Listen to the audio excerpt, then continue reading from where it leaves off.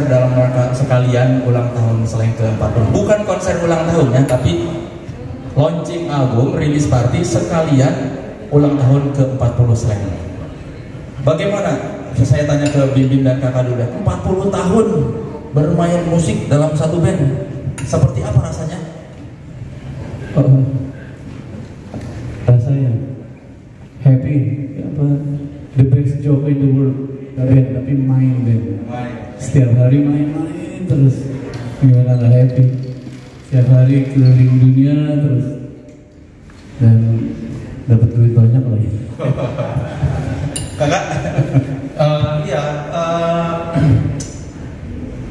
Makanya itu kata-kata main band itu jangan berubah sih. Jadi kita terus rasanya tuh kayak main-main gitu, main-main terus apa namanya?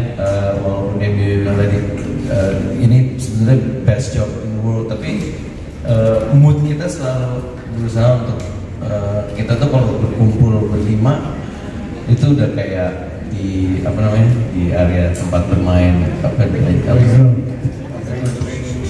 Playground. Di playground. Iya kayak gitu. Jadi kita selalu moodnya seperti itu. Jadi kalau ditanya gimana 40 tahun main terus ya makes me happy lah. Seru-seru terus. Best job in the world ya. Meskipun kalian belum pernah merasakan pekerjaan lain kan seumur hidup. Siapa ada yang lebih best lagi? Ya siapa tahu ada. Gitu. Lo ya. Tapi lo sendirian ya. Dia cuma ketawa-ketawa Sendirian lagi. Lagi rame. Iya deh, gue gak ada temennya. Kalau Rido kan dia bilang separuh hidup, lebih dari separuh hidup dihabiskan buat Slank dong. Iya.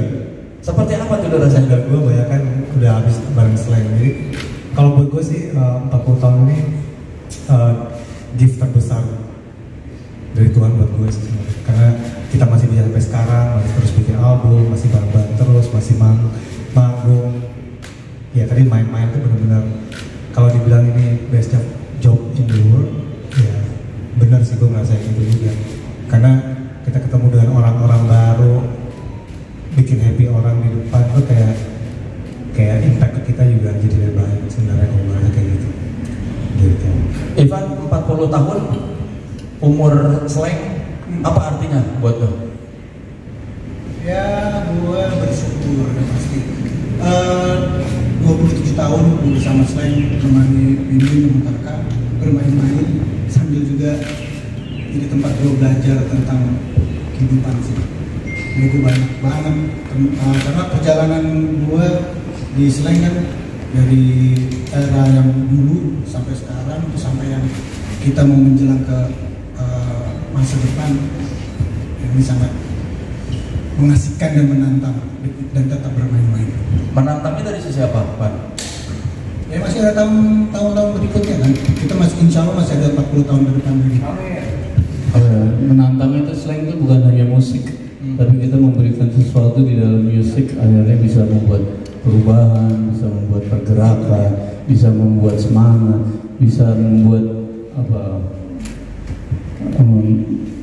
budaya melakukan kerja budaya dan bisa merubah pola pikir manusia lewat musik.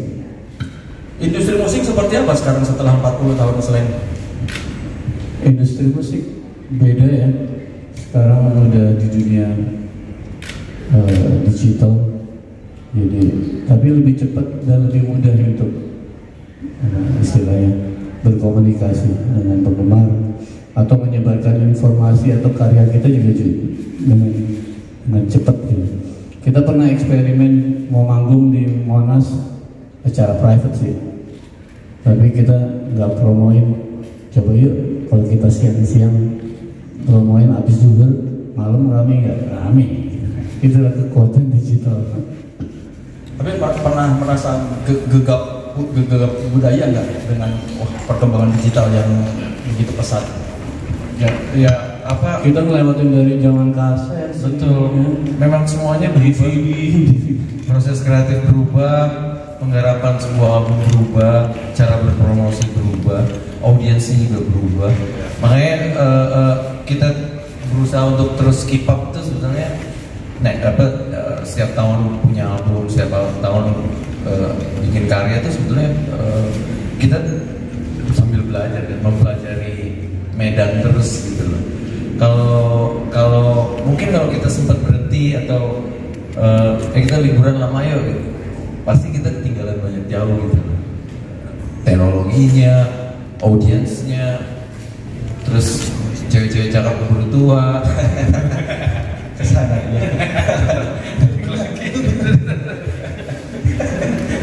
Kan masih ada yang muda. Intermezzo. Bagaimana cara kalian tetap relevan setelah 40 tahun ini? Relevan masih diterima oleh zaman? Nggak pernah berhenti. Kita nggak pernah berhenti. Paling lama aja nih, bikin album aja paling lama 2 tahun. Cuman ya kan? Jadi selalu setiap tahun atau setiap 2 tahun punya album baru. Dan itu di panggung, di TV itu nggak pernah berhenti. Jadi seperti kakak tadi bilang, kita terus berada di atas panggung terus sehingga nggak berhenti. Yang kita sampaikan juga hal-hal yang aktual dan pastinya, jadi ya, pastinya akan relevan sesuai dengan jalan. Biasanya ngobrol sama anak-anak juga banyak dapet insight gitu. Ngobrol sama anak sendiri, yang cewek lah, yang cowok lah, tentang romance lah, tentang sosial youth gitu.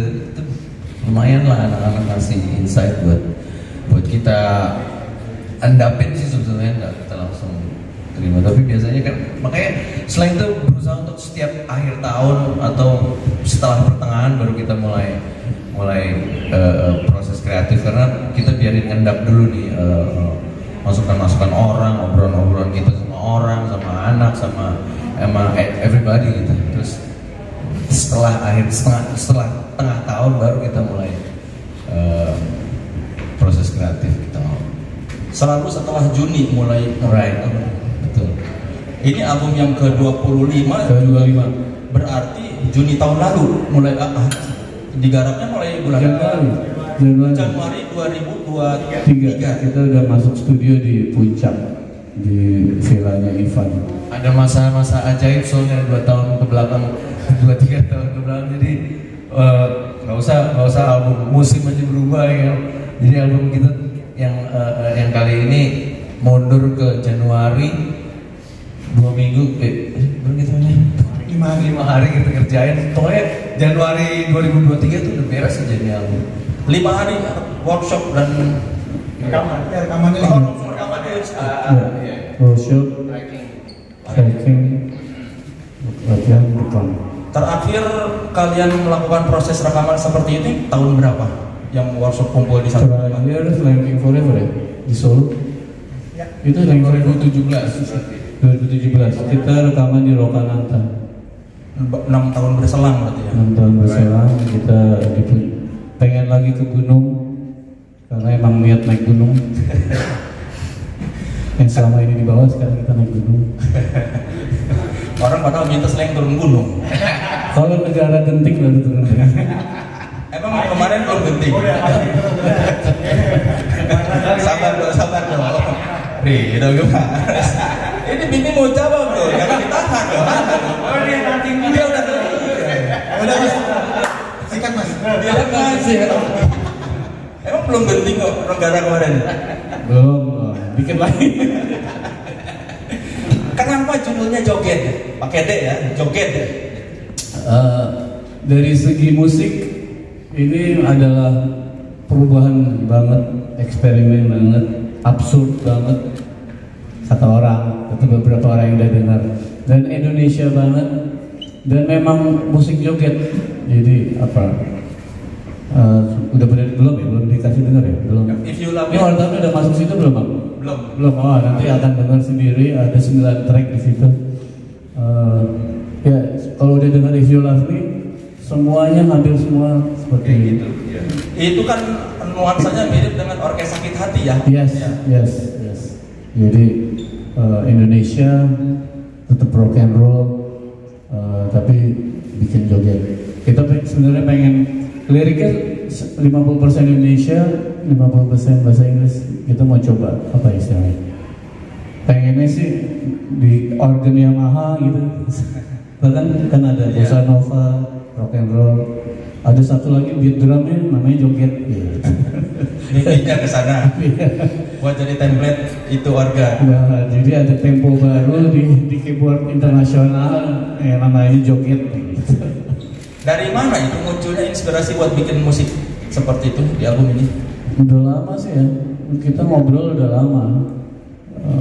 Cuman kepotong sibuk, kepotong next album yang beda konsep, dan isi lirik dan judul album itu satir sebenarnya. Jadi benar-benar kita apa istilahnya?